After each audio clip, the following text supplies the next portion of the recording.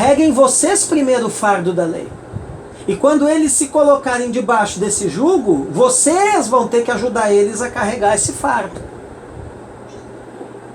E aí os judaizantes rapidinho retrocederam, né, meus irmãos? Porque pregar é fácil, né? Agora, arcar com a responsabilidade, pagar o preço, ser responsável por aquilo que se prega, né? Viver aquilo que se prega, aí é outra história. Aí é outra história. Então aqui é uma estratégia que Paulo usa. E aí Paulo vai dizer depois para os Gálatas, tá vendo? Ó? Eles que estavam tão preocupados, entre aspas, com o bem-estar, com a salvação de vocês, não estão dispostos a carregar nem uma palha do fardo que eles estão tentando trazer sobre a vida de vocês. E ainda vem dizer que o evangelho que eu, Paulo, preguei é que é falso. Então qual é o falso evangelho? É aquele do faço o que eu digo, mas não faço o que eu faço. Qual é o falso evangelho? É aquele que impõe uma lei para os outros que eu não cumpro e que eu não estou disposto a ajudar os outros a cumprirem. Isso é o falso evangelho. Então os Gálatas começam a ler isso e começam a se acordar. E aí Paulo diz assim, se vocês querem viver o verdadeiro evangelho, que é aquele que eu, Paulo, preguei para vocês e do qual vocês já estavam se desviando, vocês levem as cargas uns dos outros. E assim vocês cumprirão a lei do Novo Testamento, viu? O Novo Testamento não é sem lei. Existe uma lei no Novo Testamento que é chamada a lei de Cristo. Amém? Qual é a diferença da lei de Cristo para a lei de Moisés? É que a lei de Cristo é a consumação, é o objetivo, é a conclusão. A lei de Cristo é perfeita. A lei de Cristo em Cristo nós a vivemos, em Cristo nós a obedecemos. A lei de Cristo nos habilita a cumprir toda a lei mosaica, toda a lei anterior, não na sua letra, mas nos seus princípios espirituais. A lei de Cristo é a lei da nova aliança. Toda aliança, né? Todo pacto, o que é uma aliança? É um pacto. Todo pacto pressupõe uma lei que o respalda, né? Por exemplo, o nosso prefeito aí glorioso estabeleceu, né, como é que nós estamos aí? Em toque de recolher, né? Só que para estabelecer esse toque de recolher, que na verdade, vamos dizer assim, é uma espécie de pacto com a sociedade parnanguara, um pacto social, né? De que das 8 da noite às 6 da manhã ninguém vai sair de casa. Ele precisou estabelecer uma lei. Ele precisou lançar um decreto. Então o princípio é o seguinte, amados. Todo o pacto pressupõe uma lei. Todo o pacto, ou a aliança, ou o acordo, tem que ser normatizado por um decreto. Entendeu? Então hoje nós estamos em qual aliança? Na nova aliança. Em qual pacto? No novo pacto. Em qual acordo, espiritualmente falando? No novo acordo com Deus. Vai cair. Caiu? Não dá pra deixar dentro de volta. Peraí. Até que horas você vai levar? Não, eu vou terminar Gálatas, aí fechou. Deixa eu só botar o IP aqui. Você vai ficar muito cansativo. IP está 614, 371, 916. Cristina não entrou? Não, estava caindo a conexão. Senha Gaditas.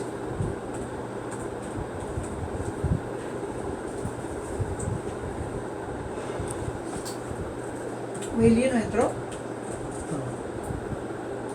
Tá trabalhando? Sei.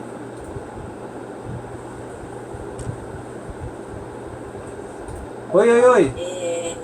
Assistir vídeo com vídeo. Daí você clica no com vídeo. Ah, tá. Tá. Voltei. Voltou? Voltei. Então, aqui. Isso aí. Vamos só terminar Gálatas, aí a gente encerra por hoje. Vou tomar um cafezinho. Isso. Fechou aí? Deu. Ah, então do que eu estava falando? Eu estava falando que todo pacto pressupõe uma lei. Estamos na nova aliança. Se é a nova aliança, se é o novo pacto, tem uma nova lei. E que nova lei é essa? A lei de Cristo. Então é uma outra bobagem, irmãos, é uma outra ignorância teológica, aquele discurso que às vezes eu vejo até muito pastor falando, né? Ai, nós não temos lei, não estamos debaixo de nenhuma lei. Estamos debaixo da lei, sim. Que lei? A lei de Cristo. E a lei de Cristo diz assim: leve as cargas uns dos outros. Amém. Entendeu? Dentre muitos outros princípios. Aonde que está a lei de Cristo? A lei de Moisés foi dada no alto de um monte, sim ou não? Sim. Sim, que monte? Monte Sinai. Sinai.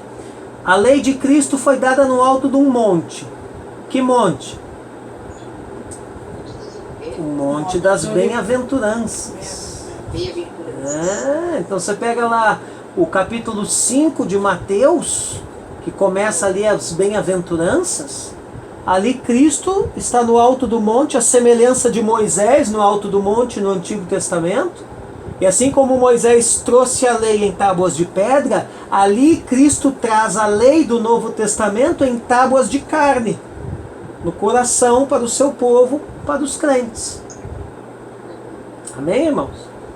Então é uma coisa até que eu sugiro para muitos líderes novos, né, obreiros novos, principalmente pastores novos, gente que está à frente de grupos ou de célula ou até de igrejas, né, que façam uma série de ministrações sobre o Sermão da Montanha, porque o Sermão da Montanha é a lei do reino de Cristo.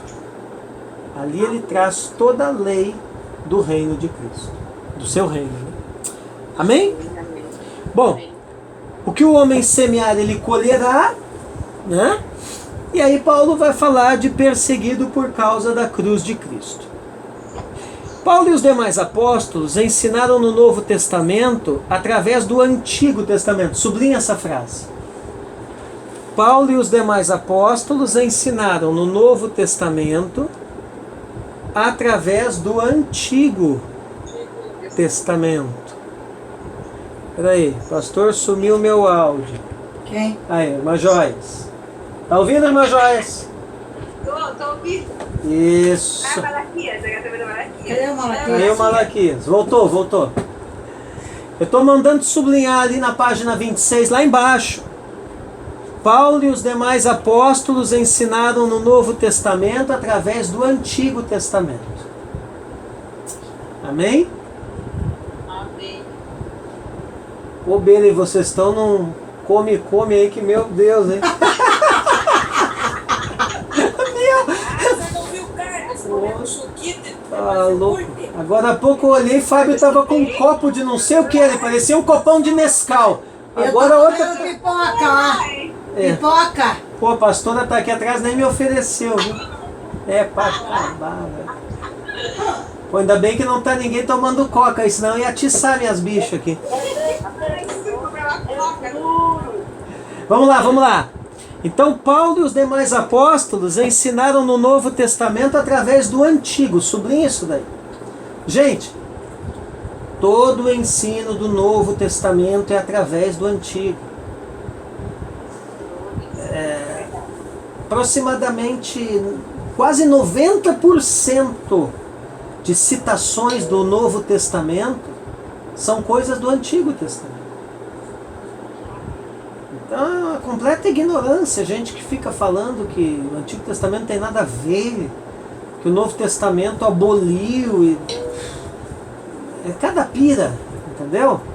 Cada pira. Ó, amanhã você entra no meu canal no YouTube, que amanhã eu vou postar o meu sermão de domingo. Domingo eu preguei sobre esse lance aí de gente que agora com essa história do coronavírus e tal fica loqueando. né? Esses dias eu respondi uma pergunta até para uma pessoa que te perguntou, né, irmã Adriana? De um negócio lá de Apocalipse, né? E eu tenho visto tanta gente, irmãos, falando de taça, de trombeta, de não sei o que. Tem nada a ver com isso. Quando nós estudar o panorama do Apocalipse, vocês vão ver que não tem nada a ver. Isso é só o princípio das dores, irmãos. Fala, Malaquias. Eu quero recomendar que as pessoas vejam o vídeo da especial de comigo. A irmã Kate esperando gente. Ela pregou? Ela estava no louvor. A Kate não estava na terra. A Kate não estava na terra. A Kate foi para outro lugar. Amém. Amém. Glória a Deus. Tinha 100 pessoas na igreja, a gente foi impactado com as coisas. Pastores irmãos que estão aí, a gente foi impactado com as coisas. Chegou no mundo do pecado. Glória a Deus. Deus se manifestando, irmão Malaquias. É Deus mostrando que ele não precisa também de multidão, irmãos. Deus entendeu? ouvindo a igreja. Deus ouvindo a igreja. Sem contar a palavra do pastor Bruno, a voz do Everton, mas no momento que ele usou a Kate, Então, depois vocês assistam lá, pessoal. Amém? Essa mensagem que eu falei eu não postei ainda, eu vou postar amanhã. Tá? Aí eu boto o link no grupo para vocês. tem muita coisa boa para a gente ver no É isso aí. Entendeu? Então, assim, ó, o que eu tenho visto de crente falando abobrinha, irmãos, que isso aí é taça, e é trombeta, e é grande tribulação, e é não sei o que. Tem nada a ver, velho. Tem nada a ver, nada. Entendeu? Oi. Nem começou. Tá? E outra coisa, ó, gente, os acontecimentos do Apocalipse ali, ó, entre o capítulo 4, tá? Até lá pelo capítulo 19, eles são acontecimentos da grande tribulação. E eu acredito piamente o seguinte, a grande tribulação ela só vai começar depois que a igreja for arrebatada. Então, cada vez me dizer que negócio aí dessa pandemia é a trombeta não sei das quantas que está tocando. Isso aí só vai acontecer depois do arrebatamento, não tem nada a ver. A igreja não foi arrebatada ainda. Ele falou que era o primeiro selo que foi aberto, né? Não, mas esse é o que a senhora me perguntou. Tem mais uns quantos que me perguntam e que ficam assistindo coisa arada na internet, entendeu, irmãos? Então assim, ó. A profetada tem um monte de profeta no futuro que também Vixe. Então assim, ó, essa é uma época que vocês, não é bom assistir mesmo TV, porque imprensa já viu, né? A imprensa é tóxica, né? Mas também é uma época que vocês têm que selecionar muito bem o que vocês assistem por internet, por Facebook, por YouTube, porque o que aparece de doido por aí, Assista a palavra. entendeu? Distorcendo. Ó, a pastora está fazendo um merchan aqui, ela está dizendo para assistir a palavra dela, que foi postada hoje no canal lá. Viu? Tá ficando metidinha.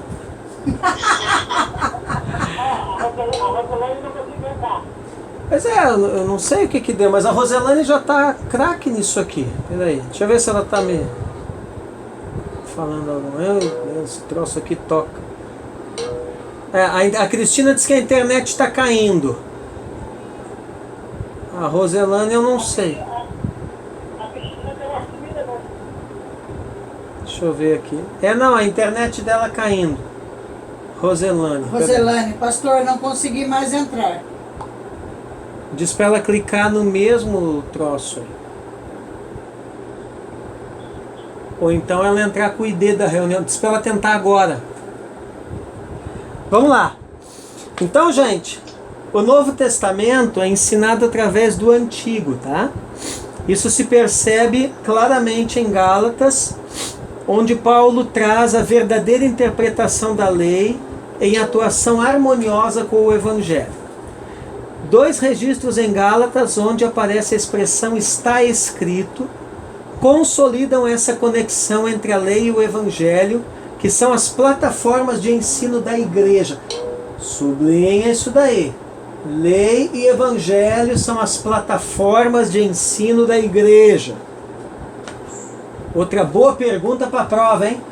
Quais são as plataformas de ensino da igreja? Hã? Aí bota lá, né? Dízimo e cura divina. Onde que é para sublinhar? Expulsar demônio e curar enfermo. Não, meu irmão. Lei e evangelho. Lei e evangelho. Lei e evangelho são as plataformas de ensino da igreja. Todo o ensino da igreja tem que ser em cima dessas duas bases. Plataforma, né? Lei e evangelho.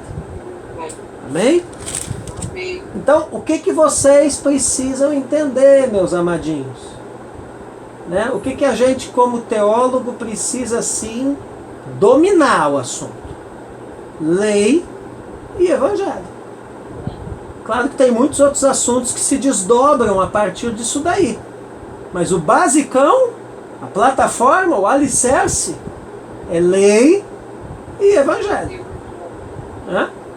Agora, você vê que hoje nós temos uma grande deficiência, infelizmente, né? Porque o que tem de gente que não entende essas coisas, né?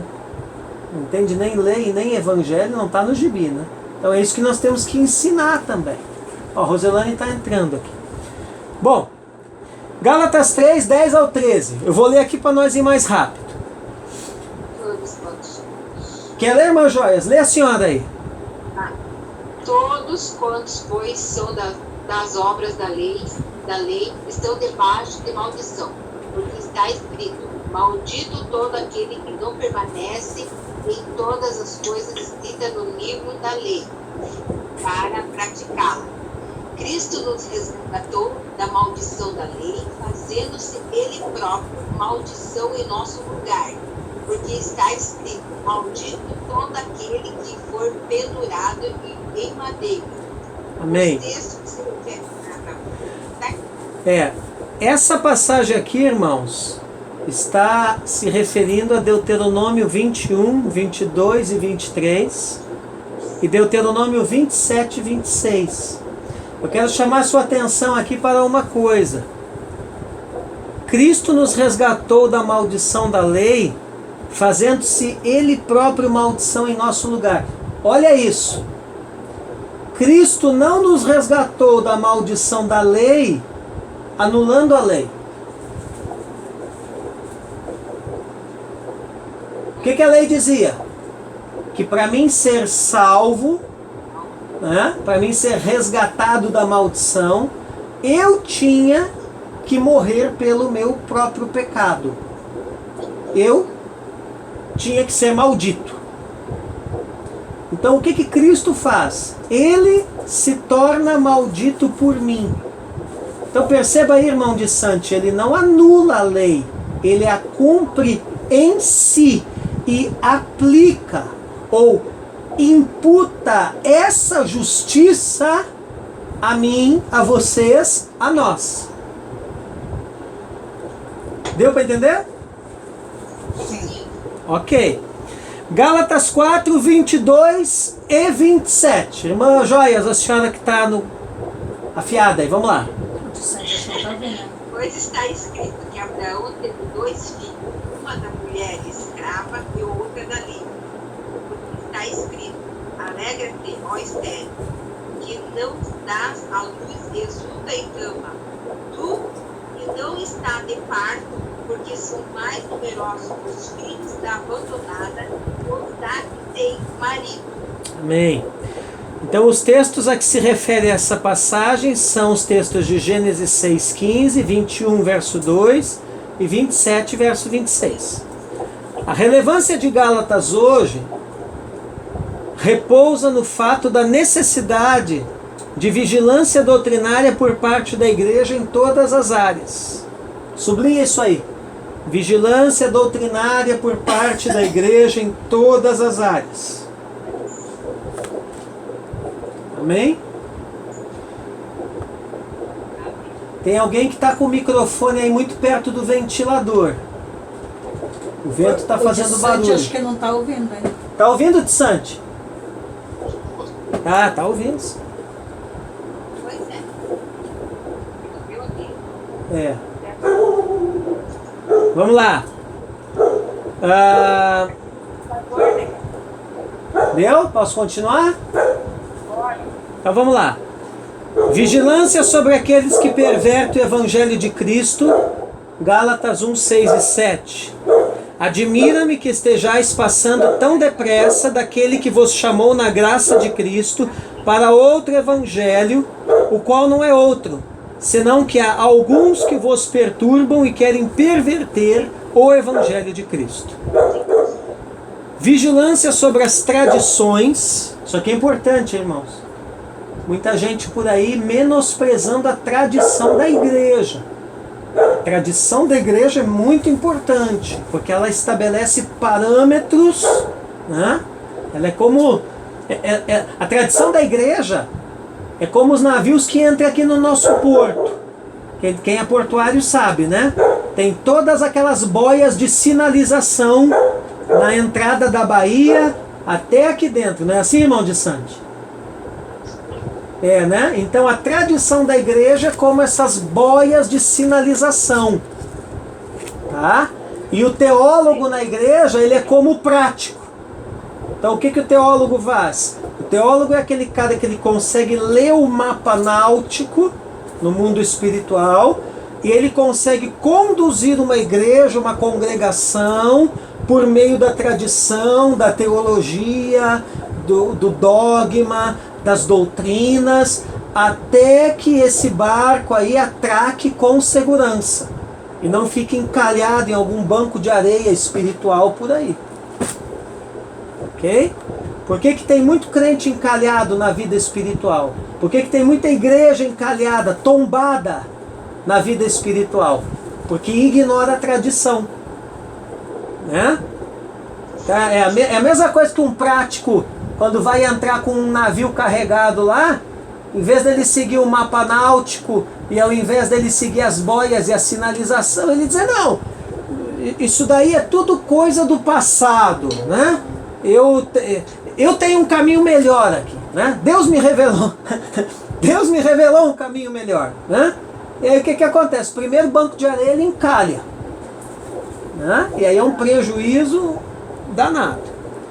Então vigiar sobre as tradições, gente. Gálatas 2, verso 3. Contudo, nem mesmo Tito, que estava comigo, sendo grego, foi constrangido a circuncidar-se. Vigilância sobre os falsos irmãos no seio da igreja. Mais do que nunca, né? Então, existem falsas igrejas, falsos pastores, falso evangelho, falsa graça, e existe também falsos irmãos, viu? Tudo aquilo que é verdadeiro pressupõe-se que existe também o falso. Tá? Gálatas 2, 4 e 5, Paulo diz assim: isto por causa dos falsos irmãos que se entremeteram com o fim de espreitar a nossa liberdade que temos em Cristo Jesus e reduzir-nos à escravidão, aos quais nem ainda por uma hora nos submetemos, para que a verdade do Evangelho permanecesse entre vocês, entre vós. Veja que Paulo aqui, ele coloca uma característica dos falsos irmãos. Qual é a característica dos falsos irmãos? Eles se entremetem, ou melhor dizendo, intrometem. Intrometem aonde? Intrometem para espreitar, né, a liberdade que temos em Cristo Jesus. Então é aquele pessoal hoje em dia que eles ficam só caçando erro na igreja, caçando erro na adoração, caçando erro na pregação. De repente ele vai numa célula, ele vem numa aula até mesmo, num grupo, não com o propósito de se edificar, de congregar, de aprender, né? Mas com o propósito de observar com um olhar ácido, com um olhar crítico, com né? de procurar coisa errada. A Bíblia classifica esse tipo de gente como falso irmão. Isso é sério, irmãos, né? Vigilância sobre a influência de ensinos que dissimulam a revelação da cruz. Dissimular quer dizer fingir, né? Então tem ensinos que fingem a revelação da cruz, né? Mas não tem nada a ver com a cruz em si. Gálatas 3, verso 1. Ó Gálatas insensatos, quem vos fascinou a vós outros, ante cujos olhos foi Jesus Cristo exposto como crucificado? Vigilância quanto à volta aos rudimentos fracos e pobres. Gálatas 4, 8 e 9. Outrora, porém, não conhecendo a Deus, servíeis a deuses que, por natureza, não são. Mas agora que conheceis a Deus, ou antes, sendo conhecidos por Deus, como estáis voltando outra vez aos rudimentos fracos e pobres, aos quais de novo quereis ainda escravizar-vos? Amém? Então veja que o Evangelho não tem marcha ré, né? Ele é sempre para frente, ele é sempre para o alto. Ele é sempre em direção ao crescimento, ao aperfeiçoamento, à maturidade, à edificação. Os marcos antigos são importantes como sinalizações para quem vem atrás de nós, né? E à nossa frente também, colocados por aqueles que já foram à nossa frente no caminho. Mas nós não ficamos retornando a rudimentos fracos e pobres, mas sim nos edificando e avançando na fé. Amém, amados? Amém. Glória a Deus, aleluia. Amém. Gálatas deixa bem claro que o Evangelho é salvação através da morte. Esse até eu sublinhei ali para vocês, né? O Evangelho é salvação através da morte. Verdade, né? Quem que falou aí? Eu. Muito bem. A joia. Gálatas 4, 19 e 20. Porque eu, mediante a própria lei, morri para a lei, a fim de viver para Deus. Estou crucificado com Cristo. Logo, já não sou eu quem vive, mas Cristo vive em mim, e esse viver que agora tenho na carne, vivo pela fé no Filho de Deus, que me amou e a si mesmo se entregou por mim. Por ter pregado a mensagem genuína aos Gálatas, Paulo foi considerado por muitos um personagem subversivo. Irmãos, é incrível isso, né? Até hoje isso acontece, né? Quanta gente eu conheço, eu mesmo, quantas vezes já fui considerado subversivo, né? Radical, muito bíblico, incompreensivo. E olha, se eu for dizer para vocês todos os adjetivos aí que o pessoal já me atribuiu aqui em Paranaguá, a gente passa a noite inteira aqui nessa reunião falando, né? Mas o fato é que ministramos uma mensagem genuína. O que é uma mensagem genuína? Uma mensagem sem misturas. É uma mensagem sem ilusões. É uma mensagem sem máscaras, né? É uma mensagem sem fingimentos. O que é, né? E o Evangelho é o que é. Cristo é o que é. O reino é o que é. A igreja é o que é. Os princípios são o que são.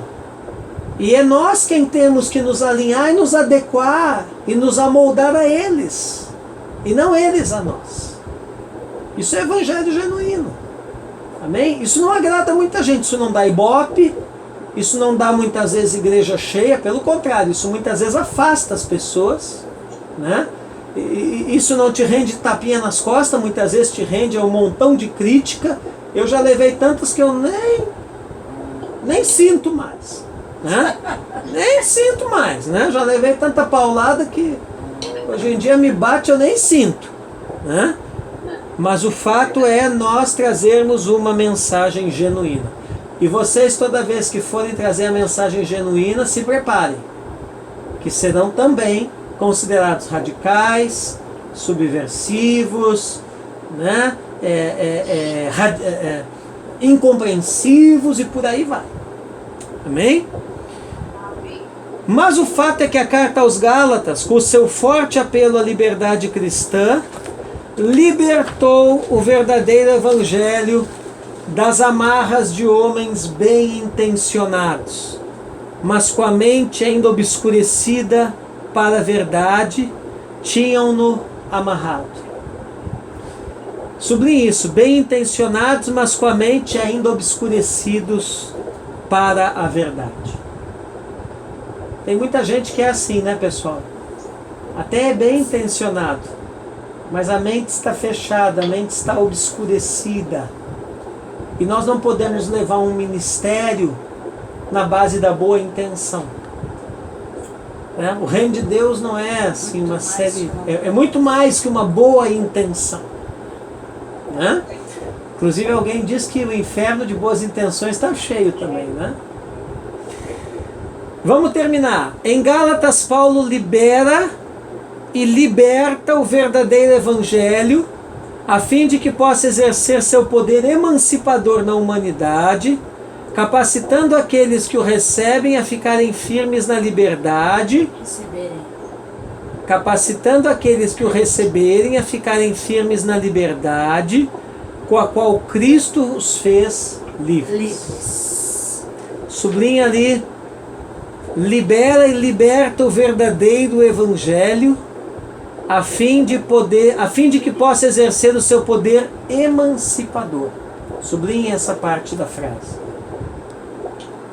Libera e liberta o verdadeiro evangelho, a fim de que possa exercer seu poder emancipador. Amém? O poder do evangelho é um poder emancipador. Mediante o poder do evangelho, eu, vocês, nós somos emancipados. Emancipados do quê? Do mundo, da carne, do diabo, do pecado, da opressão, da iniquidade, das ataduras, das amarras, do mal, das trevas. Amém? Então o evangelho, irmãos, é libertador. Quando alguém vem com uma mensagem que é supostamente evangelho, mas ele estabelece um jugo, um fardo, uma amarra, uma opressão, né? Isso não é verdadeiro evangelho. E era o que os judaizantes estavam fazendo na Galácia, e contra o que Paulo ali combateu, e graças a Deus conseguiu trazer novamente aquela igreja para o trilho. Amém? Então marquem aí na apostila de vocês a página 28. Na nossa próxima aula nós vamos falar de Efésios. Amém, gente? Eu espero que a próxima aula a gente possa fazer presencial. Que essa história aí de toque de recolher já tenha parado. Para dizer a verdade para vocês, eu acho que essa história aí não vai muito longe não. Eu acho que não vai além dessa semana. Se for, a gente faz novamente a aula aqui pelo aplicativo, que é o único recurso que a gente tem, né? E aí vamos começar a estudar a possibilidade de fazer aula fim de semana e presencial lá no templo, porque fim de semana a gente está liberado. Fazer aí, sei lá, né? Domingo de manhã ou sábado de tarde também, que aí é só 2 horinhas de aula, né? Mas nós vamos ter que começar a cogitar essa possibilidade. Mas por enquanto eu não vou deixar nada marcado com vocês. Eu acredito que não vai passar dessa semana essa história aí de toque de recolher, né? Se passar, a gente conversa e vê o que nós vamos fazer. Mas a princípio a aula terça-feira está mantida. Se não for presencial, vai ser aqui pelo aplicativo mesmo. Amém? Então, pastor, se não tiver aula aí, se tiver aqui pelo online mesmo, como vai para pagar para pagar? Não, pagar não é problema, é solução, né? Aí o que eu faço? Aí eu vou até a casa de vocês com a maquininha, a gente passa a maquininha, porque de dia está liberado para sair. Ou vocês podem vir aqui em casa também. Se alguém tem algum acerto para fazer essa semana, me procura depois no privado ali, e ou eu vou na tua casa ou você vem aqui. Tranquilo. Ou eu te dou o número da conta, você deposita, isso é o de menos. Amém, gente? Amém. E por sinal, né, falando nisso, viu? Continuo contando com a fidelidade de vocês, porque agora a coisa está cada vez apertando mais aí, tá bom? Amém, Jesus. Mas nós não vamos parar as aulas, não. Não vamos parar as aulas, não vamos parar os... Ó, irmãos, eu não mudei nada a minha rotina. Lá na restauração nós vamos ter culto presencial sim, vai ser domingo de tarde. Provavelmente umas 5 da tarde. Entendeu? Amém? Ah, boa noite, irmão Joia. Um abraço pro senhor. Amém. Cadê? Tá só o áudio, nós estamos... Deus abençoe. Vamos fazer uma oração final aí, gente. Amém? Amém. Então, irmão de Sante, faz a oração aí para nós.